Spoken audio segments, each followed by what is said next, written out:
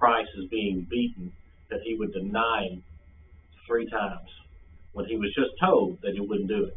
He said, I wouldn't do that because I love you too much. So you have to assume that the mob and the beatings that Christ was taking at the time, he was so scared and so nervous about him getting the same punishment, that if we put ourselves in that situation, don't you think that would maybe cross our mind? We're human. We're human, right? That doesn't mean Peter wasn't a follower of Christ because he loved him dearly, right? And he felt bad about it. But he is human, right? So, sometimes we put a little pressure on ourselves to think that, we strive for perfection, even though we know it's unattainable. But sometimes I think we're too hard on ourselves to be able to recover and get out of it and move on and be the best version of Christ that we can be. Any other comments about Peter? Chris, we give Peter a hard time, because he denied him 3 times and fulfilled prophecy, but he stayed around and stayed close enough to deny him where everybody else was probably gone. I mean, we beat him up, but he hung around, I guess is my point. Just like when he fell in the water, I mean, he was the only one to get out of the boat. I mean, he does things more than his others, I guess is the point. But, we don't, if we never fail, we never really tried hard enough, I guess is what I'm trying to say. Yeah, that's a good point. If you've never failed, then you've never put yourself in a leadership position to try, because everybody's going to fail. It's easy to throw stones at the person who's making the decisions or who's being the leader. And Joe makes a good point. At least Peter had the courage to get himself out there to fail. He put him in a position to fail. But Peter could handle it. Let's go back to John chapter 1. That's where our lesson really is located. In John 1:43. If I can get somebody to read 43 through 45 for me.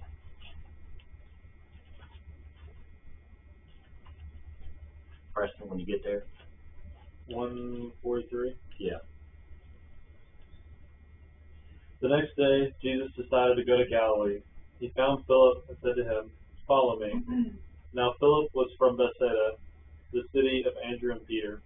Philip found Nathanael and said to him, "We have found him of whom Moses in the law and also the prophets wrote, Jesus of Nazareth, the son of Joseph."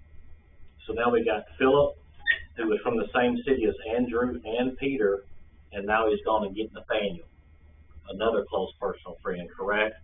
And what did he say to Nathanael? We have found him. We found him. Now, we may have found him. I think we found him. No hee-hawing around. We found who we've been looking for since the law of Moses, right? So it's confirmation that he's going to the closest of people, to his closest of friends, to share the good news. And, these 4 friends knew each other. And so it speaks a lot about, in our relationships, we're going to the people that we're closest to, that we have the best relationship with, right? Because we may not know what each other knows, but we trust each other enough to know that I trust you, and we find out for ourselves. And it's interesting that was Nathanael very receptive at first? What was the question that he asked? What good can come from Nazareth? Yeah, anybody coming from Nazareth? What good can come from Nazareth? How big was Nazareth? What kind of population do you think Nazareth was? How big? You may know.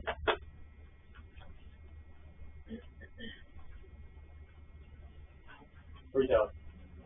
2,000. 2,000 to 3,000. So who said that? There you go. Good guess. Good guess. Teacher's pet.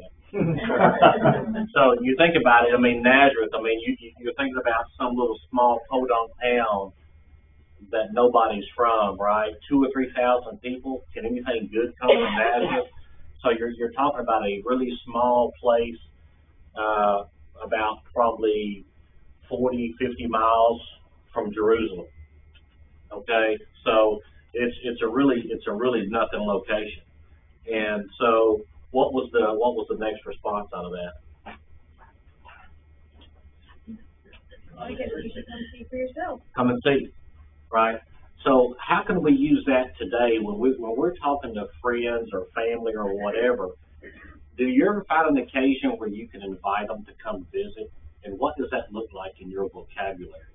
You know, if you're having a conversation with someone at work and you're having a casual conversation and they say, "But I'm going to church Wednesday night." "Oh, really? Where you go?" "East Shelby Church of Christ." "What's that like?" "Won't you come find out?" You know, I mean, that sounds kind of simplistic, but there's no sense in me going to a long explanation of what I think, right? Because my perception of East Shelby and the way I feel about East Shelby could be different, and probably is different. Everybody's got a different perspective. Everybody's got a different background. Come see for yourself. You know, we always try to say we're a church family, right? So church family has many layers, many dynamics. We all have different friends. We all have different routines, right? So everybody in here, I'm pretty confident, has a routine when you walk through these doors, don't you? I'm going to tell you why I say that. When you walk in the auditorium, tell me you don't go left or right every time they have a seat. I've never sat on the far right. Habit. It's habit. And if I don't sit in my seat, it's in my seat. And I'm usually sitting in the vicinity of my seat because I like my angle to the preacher. I get in a habit. We all get in habits, you know, so we're all seeing the same people all the time. Now, as elders, we strategically stay in this spot because we want to know everybody. Should we rotate? Yeah, we should. Do we? No, we don't. But, you know, we try to get to know everybody. And it's good for us to try to rotate, really, so you can visit with different people. But the thing is, we have friendships, we have people that we get along with, and that's a comfort for us. And it should be comfortable. And there's nothing wrong with that. All right? So if you go back with Philip finding Nathanael, here we got 4 guys from the same area spreading the good news, saying, look, we found the guy. I know he's from a small town, but this is the guy. And yeah, this is a good guy. And so how was Nathanael convinced that he was the Christ? What was said to Nathanael that convinced him that he was the Christ? Old man without any guile. How did he know that? Well, that's what Nathaniel wondered. He must be the Son of God because they didn't know each other. So how did he know Nathanael? How did Christ know Nathanael? The Son of God. How did he? How did he know that? How did Christ prove it to him? He saw him under a fig tree. Saw him under a fig tree. That's it? Hey, you saw me under a fig tree. You the guy. That don't really make any sense to me. Anybody thought about that? Nathanael's under a fig tree, and Christ said, oh yeah, you saw me under a fig tree. You the guy then. I mean, you must know. What's the significance of the fig tree? What it says in, I think in the lesson, is that was in a quiet place where people often went to worship underneath the fig trees. You just have to give all the answers, don't you? Let's go to Mark 11. No, I did ask. Let's go to Mark 11. I'm going to leave. It stopped coming in for something, and now I'm in here and I'm getting in trouble. I'm going to go home. Mark 11. Somebody read 12 through 14 for me, please. Mark 11, 12 through 14. Now the next day, when they had come out of Bethany, he was hungry. And seeing from afar a fig tree having leaves, he went to see if perhaps he would find something on it. When he came to it, he found nothing but leaves, for it was not the season for figs. In response, Jesus said to it, "Let no one eat fruit from you ever again." And his disciples heard it. Does that mean anything? What does all this mean? What about Christ's basically cursing the fig tree because it's not producing any fruit, but it's got leaves? Nathaniel recognizes Christ because he was praying under a fig tree. What's all this fig tree stuff? What does all this mean? Anybody? Produces fruit. What? It produces fruit. It's supposed to, but this one wasn't. What does all this mean? So basically, if you're looking at a tree, and this is going to be a great visual here. Look at this tree, man. It's awesome, right? Look here. Look at that. That's awesome. Okay, isn't that beautiful? That's fantastic. Went to art school. Okay, the fig tree represents Israel. Okay, so basically, all of the Jews, devout Christians, Nathaniel was here praying. Okay, all devout, good, upright people would go under a fig tree. They would pray at certain times. They were always praying. That's who you could tell were the very devoted Jews who were very upright people. And it says that he knew Nathaniel was an upright person because he was always praying. He was a good guy, right? So when we come back here, what does all of this mean? Why would he cut a fig tree to tell it to die when it's got leaves on it? Well, the fruit wasn't producing, even though it had the leaves on it. So basically, Israel was being condemned for all of these false Jews that was preaching an unworthy gospel because it didn't lead to Christ anymore. And that's the fig tree. So the fig tree had branches. So the fig tree had a religious, but it led to nothing. It led to no fruit. It was an old religion, so the Jews were not, it was not a relevant religion anymore. So you can see the parallel between the two. So he was condemning them for a doctrine that no longer existed. So, but he knew Nathaniel was devout, and Nathaniel knew that he was devout because when Christ said, "I knew you before you knew yourself," because Nathaniel didn't know, because Christ knew that who Nathaniel was. He said, "Well, you must know, you must be the Christ then, because I didn't know." So it makes a lot of sense between the parallel between the two. Okay? Any questions? So we knew that there was no deceit or dishonesty in Nathaniel. So that's why he knew from the very beginning who Nathaniel was and the kind of man that he was going to be. So, anything else about that?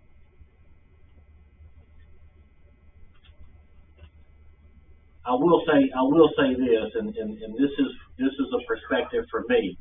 I'm going to stretch it this way. Sometimes it doesn't always make sense for me to think that there's a lot of moral good people in the world. He was. Why not leave him alone? Why not just love him and leave him alone? He needed him to be an example. But isn't this what society is telling us today? Just love me and let me figure it out by myself. Or leave me alone, I wouldn't be doing what I think is right. He was a moral, upright man who was a very loyal, educated Jew. But he hadn't been introduced to Christ yet. Correct. So it wasn't the correct way. So we can't just be a good moral agent that's deciding for ourselves what's the correct way to live our lives. It's only one way to do that. It's through Christ. And it's not meant to be harsh. It's not meant to be hateful or hurtful. It's just meant to be the truth, the way Christ wants it. It's changed. The gospel is changed for all. There was a mystery to it, and he revealed the mystery because it was open to the Gentiles also, not just the Jews. It's a gospel for everybody now. And Chris, with Cornelius, it's even a step further. He wasn't just a good man. He said he feared God. That still wasn't enough. There was still even more for him to do. Yeah. So, and I think that's the challenge for everybody, because if any of us, if you've ever had any studies, it's a personal, it's such an emotional thing, right? And we tend to get off the rails real quick, because it's such an emotional thing, and everybody's blood temperature rises, and we want to be correct so fast. We don't have the patience to slow down and have a conversation in a general love and contextual and empathy and all of these things that we talked about Sunday. We have to slow everything down. I know all of my friends, they want to go straight for the jugular and go for the obvious things that we disagree on. And that's the first place everybody wants to start, right? So the thing is, if I can have a slower conversation and kind of get everybody's blood settled in, even my own, to start from the beginning, even the things that we think we know are correct, is try to find that common ground that we talked about earlier. We have to find things that we agree on. I remember when I met Preston's mom. Very, very similar, but we were not of the same faith background. But there were just a few differences, and there weren't many. And there was probably only 2 or 3 differences that we could not agree on. And it took us about 3 years to get there. But we got there. Not without some tears. And it was not easy all the time. But it couldn't be out of a necessity to always be right. We have to pray for love and peace and patience. Pacifying and patience can be a fine line sometimes, and we have to figure that out depending on who we're talking to. But has it been a challenge for any of you? If y'all have had any kind of significant studies with anybody, have you run into any struggles? I know you run into some struggles. Anything you want to share with anybody about what some of the arguments are, some of the things? It's kind of like watching a show where you hear a closing argument on one side. Well, that sounds good. And you hear the argument on the other side. Well, that sounds pretty good too. What's the truth? So the only thing I know to tell you is to dig into the scriptures together. You need to quit trying to be right and try to be faithful, and let the scriptures be the deciding factor. Not your opinion and not theirs.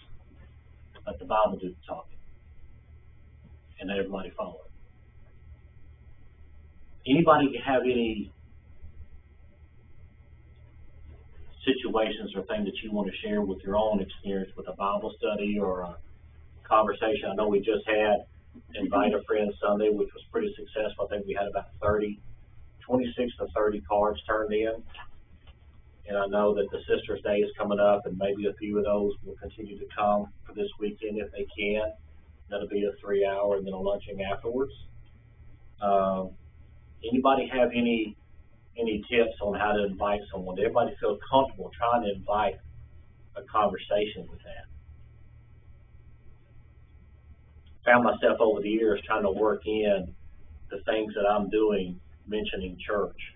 That seems to give me an open door. Well, hey, I'm going to church, or yeah, my preacher talked about that Sunday, or yeah, we talked about that in Bible class last week. It's those kind of things that may spark an interest. And well, where do you go? What are you doing? We ought to come see, come check it out. Right? There's no hierarchy here. Come see what you think. Thoughts, comments? Y'all feel free to speak up. It's all good. Don't, because he'll get on you. Hey, you're the preacher's mother-in-law. It's okay. I'm going to give you a break. We love you, Any comments? Seriously. I got one. Go ahead. You might get me thrown in the doghouse, but Thanks. I probably shouldn't even be sharing this, but I dated. Oh my goodness! Never mind. Yeah, I mean, come on. I dated. Congratulations, by the way. Thank you. Everybody know? No. Number 2. news on the way? I dated a girl in college before him, and she was a Baptist, and we tried to get on the same page about religion, and the conversation went on for a while, but we just couldn't get on the same page. One of her big hang-ups was she didn't believe baptism saved, and then she said that if she believed what I would believe, that her whole family and then family previously would be wrong. That's one of the main things I found that is a struggle for people. That's also a struggle with my grandfather, who my dad and I tried to talk to, and we get the same kind of response. So yeah, same thing as this kind of being Catholic, like not believing it, and then it's hard for them to accept it, because if they accept it, does that mean everyone's, the people they love don't go to heaven either? And if they believe that, then they're never going to see them again, and it's just too much for them to comprehend. Yeah. But me and the other girl broke up. And, I wanted to end it that way. We kind of assumed that, Dan. I know all of you are wondering. Thanks for the clarification on that. It worked out for the best. You keep coming up. Still in the hole with dirt. Yeah. No, but that is the challenge. And because I remember when the phone call was made from Arkansas back to her parents and she got baptized that night, or rebaptized, however you want to phrase that. There was no congratulations. There was silence for probably a good 10 to 15 seconds. And then it was, well, if you feel like that's what you need to do, then I'm happy for you. Not necessarily the glowing, sugar-coated, and that's tough. That's tough. But over the years, I think we've had a respect that we tried to live what we were saying, right? We weren't the phony part-time, do as I say, not as I do kind of thing. We tried to live the way the Bible's having us teach, and I think they could respect that. And I will say, she always goes to church with us when we go visit. She didn't understand it for a long time. Let's not go with her. For a long time. Hurtful? Probably. And that's where family comes in. That's where it's tough. And I'm not trying to tell you what you should and shouldn't do. But I tried to live Matthew 10, and that's kind of the way I saw it, right, wrong, or indifferent. That was our choice to make. And we had lots of discussions. We didn't want to tear the family apart, but we knew we had things and values and principles that we felt like we needed to live by, and we made our decisions. And I think as a couple, I think all of you would need to do that together to make sure what's the best way to convert in-laws or parents or brothers and sisters by your actions when you visit, and those kind of things. I think everybody's got to weigh that in their mind. What's the most influential thing you can do with them in that moment to get them to see that you may have a better way? Fair? I mean, we don't want to be in the condemning business. That's the first thing people do. You're Church of Christ? Oh, you're the only ones going to heaven. I mean, we've all heard that, right? And so, at the end of the day, I'm not the Christ. I think He's very merciful. But I can't live the way that you're teaching. I think the Bible teaches differently. And we'll go through so on and so forth. But if we get nothing else out of these lessons, the people that are most closest to us, I think we're being taught that we need to start there. Don't shy away from friends and family. It's the people that hurt the most, and we don't want to upset that relationship. if we're honest, right? It's hard to step out of that comfort zone with a good friend because we want to stay good friends. Because when you step over that line, you run the risk of that relationship changes. And it probably will to some extent, right? Is that fair? I mean, I don't hang out with some friends anymore because they know what I won't do. If they want to go to lunch, I'm the guy. Friday night, if they want to go out and party something without the wives, they don't call me. I don't go to the Grizzlies games on a Friday night when they got a box. That's okay. I get it. That's all right. So some things you kind of sacrifice to live your principle. And we all have to make those decisions for ourselves. So, but I do think our relationships and people that are closest to us and our friendships, I think that's with the logical place as we see by these 4 examples. That's a good place to start. Anybody else? Anybody want to chime in on something like that? We got 5 minutes left. I just think it's awfully hard, you know, with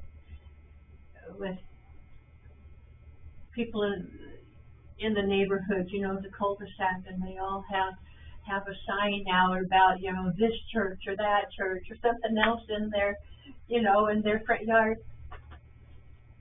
And yet I never see them go into anything. You know, they're, I think, how can you proclaim this and say you're fine, but you don't feel like you have to worship? You don't say, you know, if the church has something going on that has bouncy castles, the kids are there, but it's not. Well, our neighbors have just moved from Millington to Rossville. And he was a very influential guy, served on a lot of boards, had a very successful business, sold it for millions, stayed in Millington, and now they just moved. He resigned from everything, and he was doing Bible studies at his church. And I talked to somebody, I said, where did so-and-so go? Why did they leave? They said, well, he kind of got crossways with some of the city leaders, and I know all about that one, but he also got sideways with his church.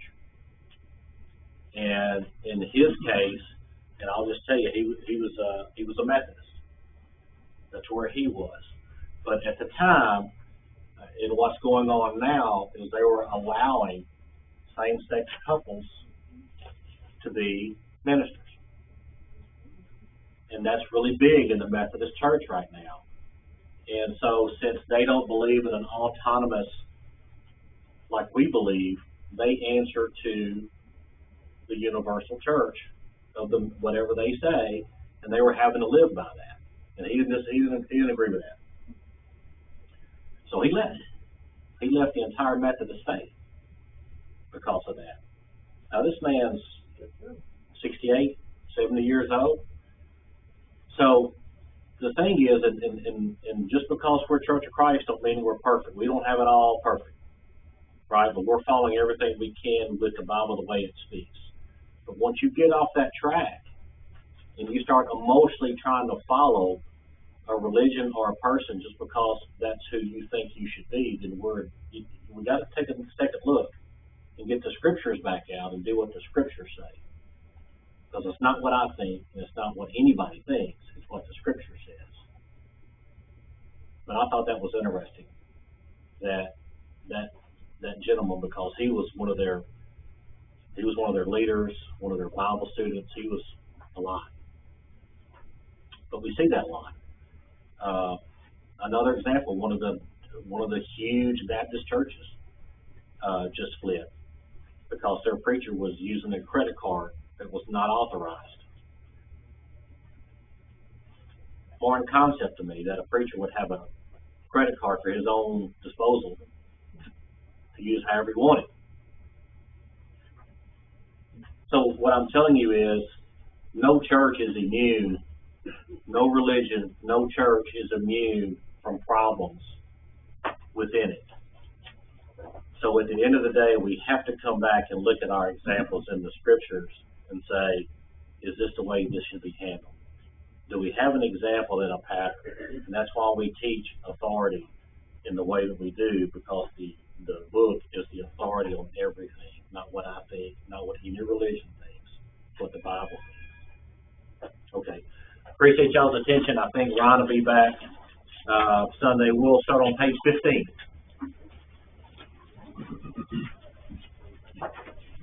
You don't like that.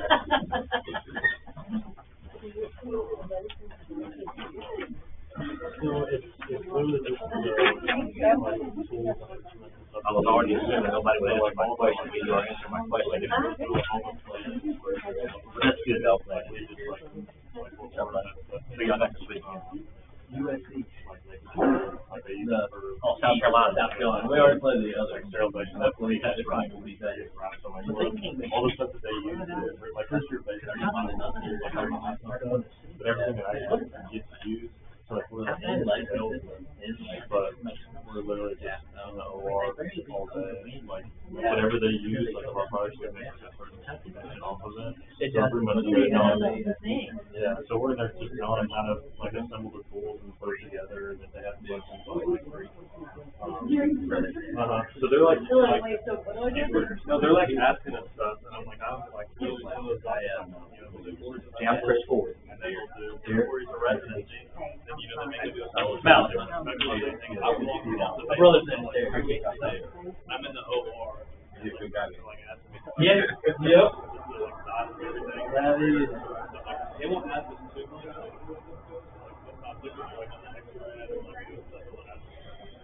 I don't know. You know, surgeons. I don't know.